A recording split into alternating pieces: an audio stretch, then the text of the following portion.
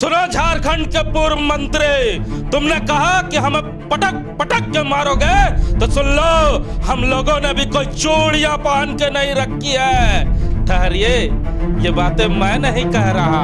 मैं इतनी बड़ी बातें कैसे कह सकता? ये बातें गिरिडीह के पूर्व सांसद रविंदर पांडे कह रहे हैं और उन्होंने एक कार्यक्रम के दौरान ये बातें कही है। मंत्री का बयान हम पेपर में कल देना से पढ़ रहे हैं। बंधु तिर कीजिए, उन्होंने कहा कि लोग को पटक के मारो। अरे भैया, तुम पटक के मार रहे हो तो हम लोग चोरी में पहने हुए हैं क्या? क्या भीड़ के तो देख लो कि मैंने घासों नहीं निकलेगा जमीन, ये मान करके चलो। ये लैंग्वेज होता है मंत्री रहा हुआ व्यक्ति का। पूर्व सांसद रविंद्र कुमार पांडे सिर्फ पूर्व मंत्री पर ही नहीं भड़के, पूर्व सांसद पूरे कांग्रेसियों पर भड़कते नजर आए। कांग्रेस के एक एक नेताओं के साथ साथ बेरमो में डीएमएफटी फंड को लेकर भी उन्होंने जबरदस्त दहाड़ लगाई और कहा कि बेरमो में जो डीएमएफटी फंड को लेकर क्रेडिट लेने का काम किया जा रहा है, उसमें सबसे ज्यादा दुरुपयोग बेरमो में ही इस फंड का हो रहा है। जो भी योजनाएं हैं जिसका आज आप शिलान्यास उद्घाटन देख रहे हैं, ये हमारे मुख्यमंत्री रघुवर दास जी के कालखंड का सब है और अभी ये लोग उद्घाटन में लगे हुए हैं। और जिसका शिलान्यास हो रहा है वो भी केंद्र का पैसा है। राज्य के पैसा का क्या हो रहा है, ये अपने आप में बड़ी ताज्जुब का बात है। उस पैसा का क्या उपयोग हो रहा है? जो रॉयल्टी है, डीएमएफटी का फंड है, उससे पहले पेयजल की आपूर्ति की व्यवस्था होनी चाहिए। आज उस फंड को नाना प्रकार के रूप में उपयोग किया जा रहा है। क्या गाइडलाइन है? अभी चंद्रपुरा में बैठक हुआ था, तो वहाँ हम लोग को जानकारी मिली। कांग्रेस ही नहीं, झारखंड मुक्ति मोर्चा के कोटे से मंत्री मिथिलेश ठाकुर को भी नसीहत देते हुए नजर आए पूर्व सांसद रविंदर पांडे। एक वो ठाकुर जी मंत्री हैं, गढ़वा से विधायक हैं, लग रहा है कि अंतिम में विधायक, इसका उनको विधायक बनना ही नहीं है। किस ढंग का उनका भाषा है, तो ये पूरी स्थिति है। बुरा होगा क्योंकि ये वही राज्य है यहाँ का पूरा कैबिनेट जेल में था और मधुपुरा से लेकर के उनके मंत्री तक सब जेल में थे और लोग कहते थे उस टाइम का अखबार निकालिए, यही लोग कैबिनेट कमेटी कर कोयला, बालू और दूसरी चीजों की लूट का सबसे बड़ा अड्डा बना हुआ है। ये हम नहीं, पूर्व सांसद रविंद्र कुमार पांडे बोलते नजर आए।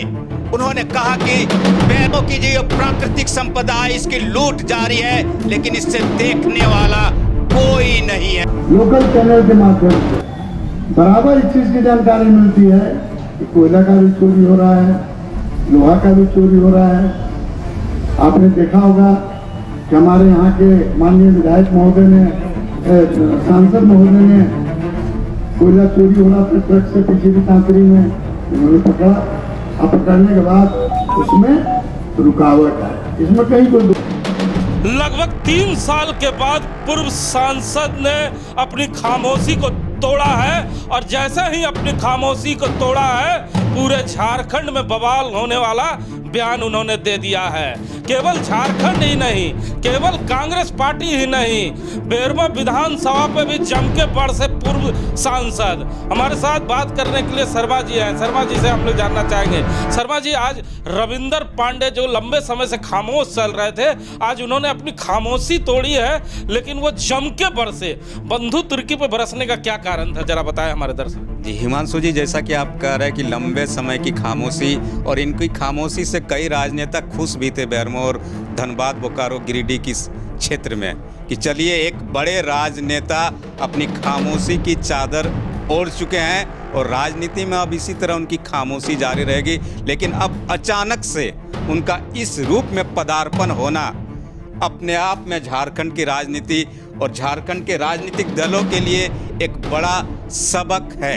अच्छा, आज वो पूरे फॉर्म में दिख रहे थे। कहा जाता है कि बेरमो के जो विधायक हैं वो उनके साथ उनका अच्छा रिश्ता है और उस रिश्ते को वो मानते भी हैं। हम लोगों ने कई बार देखा है, लेकिन आज उन्होंने वो रिश्ते को भी तार तार किया है और बिना नाम लिए जम के बरसे और जम के बताया कि बेरमो में किस तरह फंड का दुरुपयोग किया जा रहा है। जी बिल्कुल, बेरमो के जो वर्तमान विधायक उन्हें बड़ा भाई कहते हैं पूर्व सांसद महोदय को, लेकिन बड़े भाई ने आज अपनी खामोशी तोड़ते हुए छोटे भाई की एक एक करामात का खुलासा किया है बेरमो में, कि बेरमो में किस कदर प्राकृतिक संसाधनों की लूट तो हो ही रही है हिमांशु जी, और साथ ही साथ जो जिस डीएमएफटी फंड की बात करते हैं विधायक महोदय, इस फंड के माध्यम से मैंने बेरमो के कई क्षेत्रों में बड़े काम किए हैं, शिलान्यास किया है और काम किया है। उस फंड पर सीधा सीधा हमला करते हुए पूर्व सांसद ने साफ लहजे में कहा कि बेरमो में सबसे ज़्यादा इसी फंड पर लूट हो रही है। यानी एक तरह से उन्होंने सीधा सीधा बेरमो के विधायक को जवाब देने का काम किया है कि इस फंड को लेकर आप सिर्फ क्रेडिट मत लीजिए, इस फंड को लेकर जो बेरमो में खेल चल रहा है उस खेल को भी सामने लाइए। उन्होंने तो साफ तौर पे कह दिया कि बेरमो में जितने भी उद्घाटन हो रहे हैं सब रघुवर काल के हैं। जी, ये भी एक बड़ा आपने कहा कि चैलेंजिंग उन्होंने शब्द इस्तेमाल किया कि बेरमो हो या झारखंड के किसी कोने में अभी जो वर्तमान सरकार है या इनके विधायक मंत्री है जिस चीज़ का शिलान्यास या उद्घाटन कर रहे हैं, ये हमारे पूर्व रघुवर दास की सरकार के सौगात है झारखंड को, जिस पर ये इतरा रहे हैं और उस पर ऐसे ऐसे बयान दे रहे हैं। लेकिन भारतीय जनता पार्टी खामोशी से काम जरूर करती है, लेकिन समय आने पर चूड़ियां भी हमने पहन कर नहीं रखी हुई है। इस चूड़ियां वाले बयान को जरा हमारे दर्शकों को बताएं, क्या कारण था कि आज दो पूर्व मंत्री और एक मंत्री मिथिलेश ठाकुर जो है कांग्रेस के साथ साथ जेएमएम के भी मंत्रियों को आज उन्होंने नहीं छोड़ा है। तो उन्होंने मिथिलेश ठाकुर को भी सलाह दे दिया, बंधु तिर्की को भी सलाह दिया। क्या कारण है, मतलब क्यों ऐसा बयान दिया? बंधु तिर्की ने क्या कहा था जरा दर्शकों को बताएं, और मिथिलेश ठाकुर ने क्या कहा था, क्यों भड़क गए आज पूर्व सांसद? बिल्कुल, जिस आप झारखंड के परिप्रेक्ष्य में देखिए हिमांशु जी, जो वर्तमान में झारखंड में आईटी और ईडी के जो सवाल चल रहे हैं जिस पर राजनीतिक उफान पर है, इसी को लेकर बंधु तिर्की ने सीधा सीधा भाजपा को चेतावनी देते हुए एक बयान दिया था कि ये नागपुर नहीं है, झारखंड है। भारतीय जनता पार्टी के राजनेता चेत जाएं, अन्यथा उन्हें कुचल दिया जाएगा, उन्हें पटक पटक कर धोया जाएगा।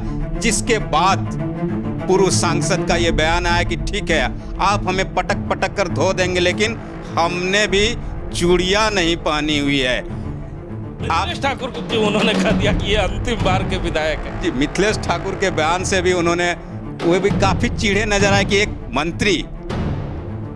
मंत्री इस तरह का बयान देता है, जिसके बाद उन्होंने साफ साफ कहा कि लगता है अगले बार ये विधायक भी नहीं बन पाएंगे।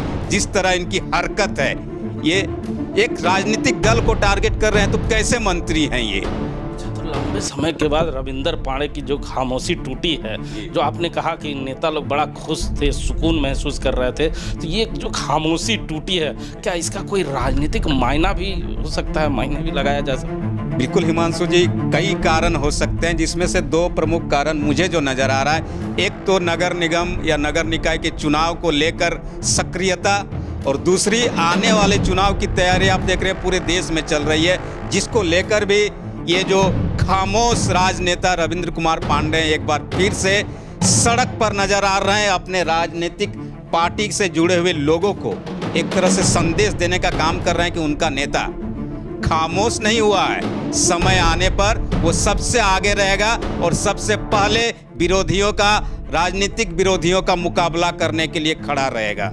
तो सुना आपने, रविंदर पांडे की लंबी खामोशी से कई राजनीतिक पार्टी के लोग और उनके पार्टी के लोग काफी खुश थे, लेकिन रविंदर पांडे ने आज जिस तरह से अपनी खामोशी को तोड़ी है, उसके बाद लगता है कि बेरमो की राजनीति में कुछ नया होने का समय आ गया है। ये मैं नहीं कह रहा, ये उनके बयान कह रहे हैं। कैमरामैन देवेंद्र के साथ जीपी हिमांशु।